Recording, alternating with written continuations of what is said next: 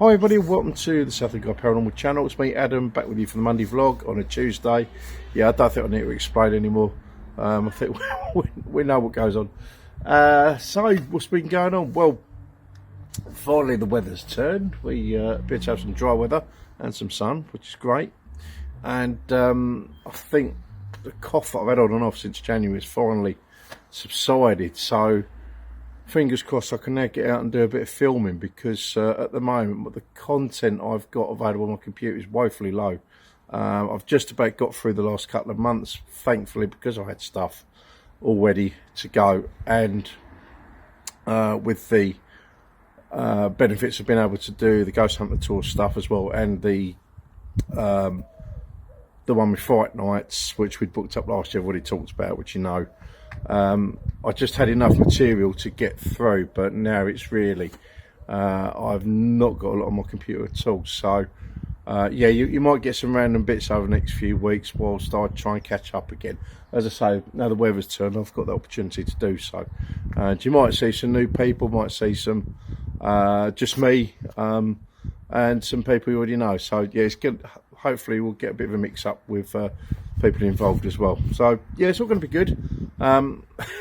It's just getting around to just catching up again.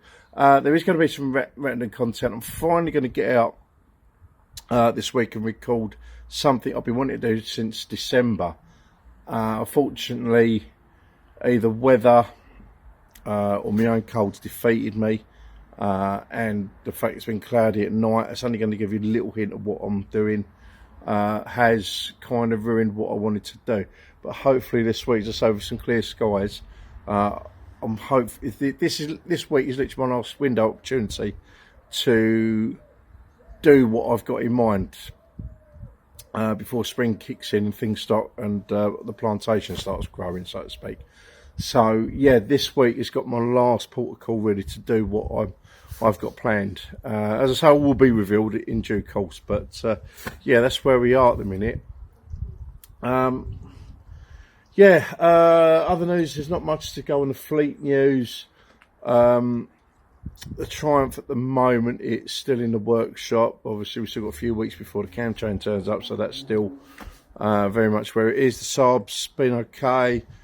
Honda's been okay.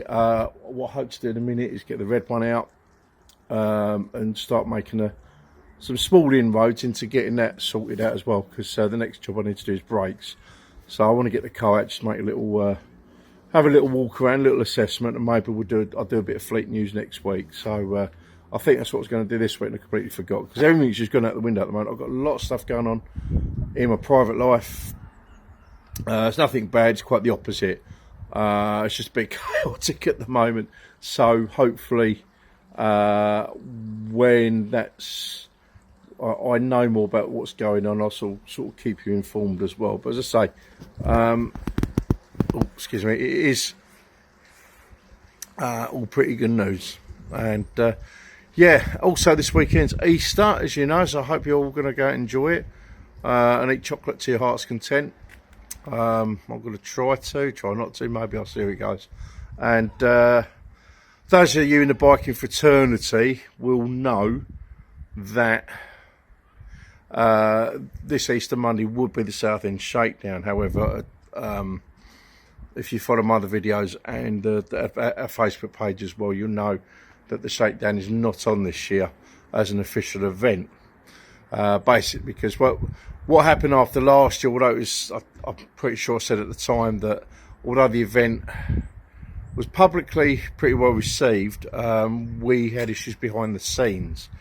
As such, we were given extra, how can I put it, extra homework. We were given extra things to do from Essex Police and the council before they basically accepts the event to go ahead for this year. And we the committee felt we couldn't meet the demands that were asked of us, so we basically stepped back and said, look, okay, we can't meet the demands you're asking. You know, you're going to have to deal with, basically, you're going to have to deal with the bikers that turn up on Monday. And if the weather's decent, they're going to be looking about 6,000 bikes. So good luck to the authorities on dealing with that. You know, it's we worked our socks off to get it on last year. We did get a little bit of criticism from the biking community. Those that criticise, basically, if you think you can do better, feel free to give it a go. We'll give you all the advice you want, and it's down to you. But I can tell you that my team worked their socks off. So did the volunteers. What we ended up with, another part of the reason why it won't be going ahead is we're going to have to recruit some new volunteers as well, and we haven't so far had many people coming forward in that respect. So we're basically going to see what happens Monday. If things go reasonably well without our involvement, then we can hopefully leave it there, and the jobs are good, and the bikes get to come back to Southend. You know, and we can step back and enjoy ourselves rather than running around getting ourselves stressed because of that. So yeah, yeah, I'm probably going a little bit off pace, but yeah, it's only because it's Easter Monday and the bikes will be coming out. I don't know what bike events coming up this year. I hope to get my backside down to them. Last year, it wasn't the other events that were going ahead pre-COVID, because as you remember, last year was sort of the first year all the events got to go ahead again because of all the rubbish around COVID had been dropped. Even so, the Hastings 1066 run, which we all love, that didn't go ahead as an organised event because the guy that organised it had retired and he'd stepped down. But fair play to Hastings Council and you know, the county council. They stepped up and was able to get things going, so the bikes turned up as normal. The only downside is because it wasn't an organised event last year, there was no stalls, so that was the downside, because we, you know, all like to buy our little knickknacks and everything. You know, if you're running shortened gloves and things like that, it's always a useful event to go to. Likewise, didn't go Margate last year. Again, I think there was an issue with the Ace Cafe, because the Ace still do, although the Ace obviously don't do the Southend Shakedown anymore. The Margate Meltdown, Brighton Burn Up are still Ace Cafe events. So might even go up there on the Monday, I don't know yet. Have an early breakfast and ride back down. I haven't been anywhere far, apart from Whitby and Scarborough, obviously. I haven't really been anywhere far on the Honda, or not recently anyway. So might be nice to have a little trip and come back and see what the crack is, you know. Yeah, but as I say, last year the Margate Meltdown was another thing that didn't go ahead properly. Something to do with paperwork not being submitted in time and that sort of thing. But again, Kent County Council, Margate Council still enabled, were still there to let the bikes turn up and park up pretty much as what they would have done if the event was organised. So whatever else goes on in Margate, fair play to them for doing that. You know, that's pretty much good on them. So right, I'm going to leave it there because I've got to try and sort out at the moment. I'm going through my computer and seeing what videos are left on my files that I can compile some content to put on the channel with. As I say, I'm very down at the moment on available stuff that I can use. So yeah, I'm just trying to go through and dig out as much stuff. So it's going to be the next few weeks are going to be quite random. That's all I can say. But that will start with this Thursday. If you remember, I had a test ride. I was sorting out a test ride on a Triumph Rocket 3. That went ahead, and I've recorded the whole thing, so you can see a Triumph Rocket review from my perspective. I know, obviously, I'm not the first person to review a Rocket 3, and I'm not going to be the last, but it was my chance to ride one. I would say it's probably the only bike on my bucket list at the moment.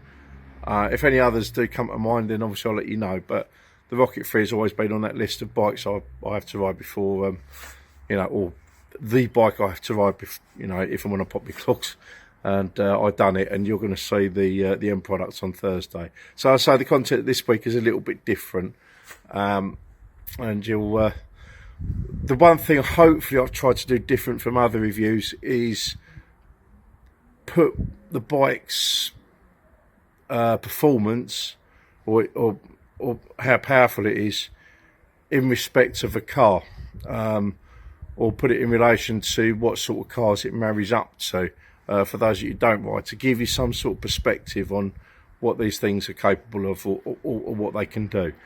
So I hope you'll find that of interest. I'm going to sign off now. As I say, I've got to go back to my computer and sort the rest of my video files out and all sorts, and yeah, we're going to do it there. Love and light to everybody. Thank you all for watching. See you on Thursday for the Triumph Rocket 3 bike review. Thank you very much. Bye bye.